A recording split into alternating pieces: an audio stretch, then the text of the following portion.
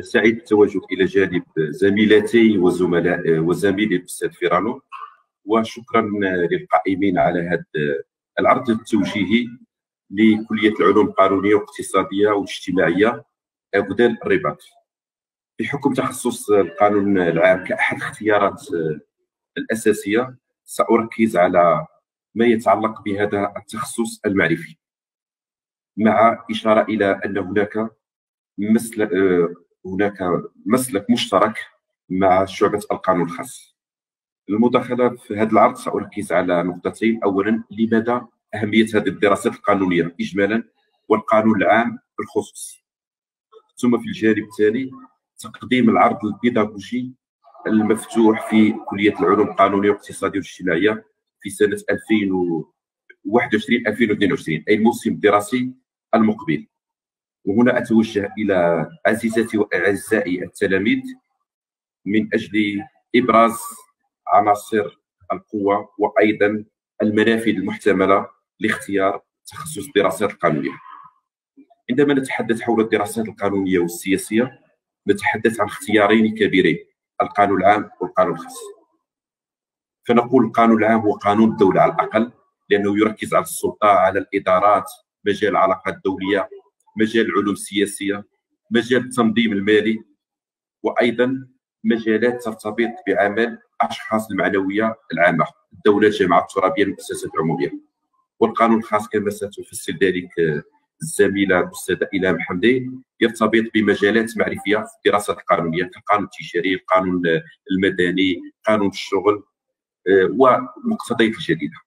في هذا الإطار كلية الحقوق تعرض في الدراسات القانونية عرضا جيدا يحاول أن يجيب عن بعض القضايا المطروحة في هذا المجال على المستوى المعرفي وأيضا على مستوى ضمان منافذ الشغل.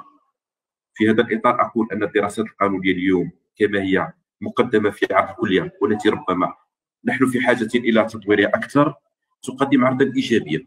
3 مؤشرات أساسية مهمة لهذا الجانب. أولا، أن هناك جودة عديد من المواد المقدمة، فهناك اليوم مسعى إلى مواكبة بعض التطورات في المجال المعرفي في الدراسات القانونية، بالانفتاح حول التطورات التي وقعت في المجال وسائل التواصل الإلكتروني وما إلى ذلك. أيضا هناك عدد متزايد للطلبة الأجانب. في هذا الإطار أشير إلى أن هناك إمكانية أو بدء فتح دبلومات مزدوجة، وتجربة الأستاذة إلهام حمدي مع كلية الحقوق في بوردو غنية في هذا المجال. أيضا هناك مستوى اندماج في عالم الشغل.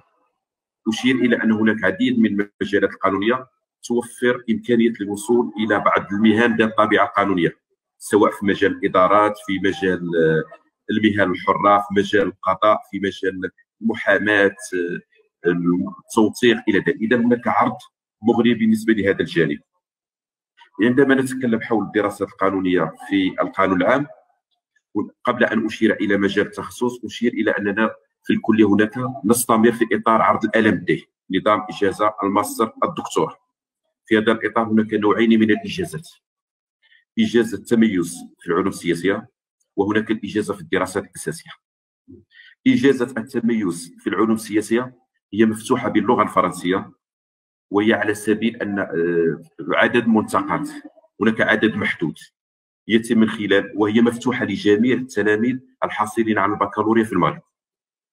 وبعد أن يتم دفع الملفات في الأجل المحدد، تكون هناك معايير للانتقاء تحدد حول الملف، ثم تنظيم مباراة، لأن العدد الذي يسجل نهائيا في هذه الإجازة هو عدد محدود، فسميت إجازة تميز لأن هناك عدد محدود. هذه الإجازة في الدراسات الأساسية التي يقدمها أساتذة من خيرة الكلية وفي تخصصات غير القانون العام كالاقتصاد وكالقانون الخاص، تقدم عرضا ممتازا في مجال العلوم السياسية يضاهي ما تقدمه الجامعات الخاصة وحتى الجامعات الدولية. فهو فرصة جيدة للتلاميذ الراغبين في تتبع الدراسات في العلوم السياسية وما تقدمه من إمكانيات حسب رغباتهم. فهناك تكوين الصنع، وأيضا هناك متانة في المواد. بالنسبة هذا الإجازة هناك 6 فصول الفصل الاول، الفصل الثاني، الفصل الثالث، الفصل الرابع، ثم الفصل الخامس والفصل السادس، اي انها في 3 سنوات. ومن بين المواد التي يمكن نشير على سبيل المثال دراسه القانون الدستوري، دراسه العلوم السياسيه، دراسه تاريخ المؤسسات، المدخل الى دراسه القانون، المدخل الى الاقتصاد، ثم التاريخ السياسي للمغرب.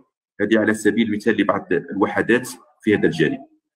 بالنسبه للمسلك الاخر اي الاجازه في الدراسات الاساسيه، فهو مفتوح باللغتين العربيه والفرنسيه. وفي هذا الشكل هناك 4 فصول مشتركه فيها مواد القانون العام ومواد القانون الخاص، اي ان الطالب بمجرد الحصول على الاجازه يمكنه ان يسجل في هذه المسالك شريطه ان يراعي الضوابط الاداريه، اي ان التسجيل محصور في المجال الجغرافي للثانويات التي بامكانه التسجيل في هذه الكليه وفق ما يحدد من طرف اداره الكليه. اذا قلت يمكن التسجيل بالنسبه للطلبه الحاصلين على البكالوريا في الثانويات والذين بامكانهم التسجيل في الحقوق ان يدرسوا بعض المواد المشتركه بين القانون العام والقانون الخاص: القانون الدستوري، القانون المدني، القانون الجنائي، التنظيم القضائي، القانون الاداري والعقود الاداريه، قانون الشركات، قانون الميزانيه، قانون الضريبه. هذه فرصه تكون امام الطالب الجديد ان يتاقلم مع جميع التخصصات، اي تخصص قانون عام وتخصص قانون خاص. وفي مجرد السنه الرابعه سيختار التخصص حسب رغبته وحسب طموحاته المهنيه، فيختار اما القانون الخاص او القانون العام. الاستاذه الهام حمدي ستفصل في القانون الخاص بعد الفصل الخامس. بالنسبه للقانون العام، بالنسبه للطلبه الذين سيختارون القانون العام اي الذين لهم طموحات للاشتغال في مجالات الماليه العامه، القانون الاداري، القانون الدستوري، العلوم السياسيه، العلاقات الدوليه والقانون الدولي، يختارون القانون العام. في الفصل الخامس هناك اختيارين: هناك الدراسات السياسيه والدوليه، ثم اختيار الدراسات الاداريه والماليه. ويتم مواكبه هذا العمل بانجاز بحث لنهايه الدراسه، اي بحث نهايه الاجازه. بمجرد الحصول على الاجازه يبدا مسار الماستر. في هذا الاطار اشير الى ان القانون العام هناك مجموعه من الماسترات المفتوحه. هناك ماستر القانون العام والعلوم السياسيه.